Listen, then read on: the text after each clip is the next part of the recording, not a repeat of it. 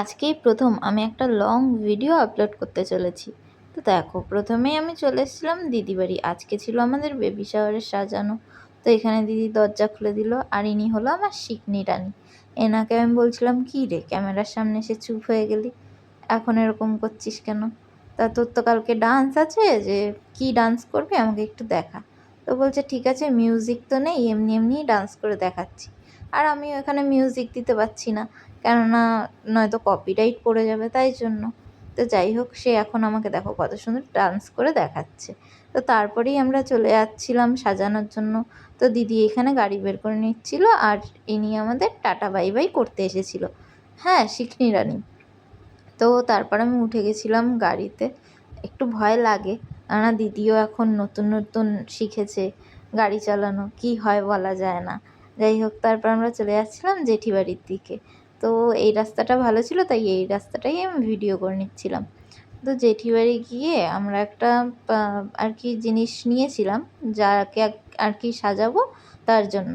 তো সেই জিনিসটাই আমরা নিয়ে নিচ্ছিলাম। তো সামনে দেখো ভ্যান, আর ওইটুখানি সরু জায়গার থেকে দিদি কীভাবে গাড়িটা নিয়ে যাবে, তাই জন্য রীতিমতো আমরা যুদ্ধ করেছি, মানে দিদি যুদ্ধ করেছে আর কি। তো যাই হোক, সাকসেসফুলি আমরা সেই জায়গাটার থেকে বেরোতে পেরেছিলাম।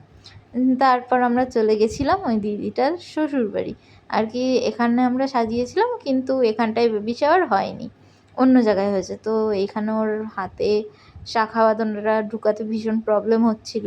তো তারপর ও গিয়ে ওর শাশুড়ির কাছ থেকে চেঞ্জ করে নিয়ে আসলো। দেখো, দিদি এখানে ব্রাশ নিয়ে এসেছিলো।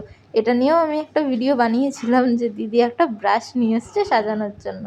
তো তারপর দেখো, দিদিটাকে সাজানো হচ্ছিল। দিদি অনেক চেষ্টা করে যেন খুব সুন্দরভাবে সাজাতে পারে।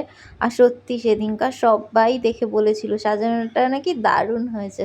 তো দেখো, আমরা এখন যাচ্ছি সেইখানে যেখানটায় আর কি বেবি শাওয়ারের অনুষ্ঠানটা।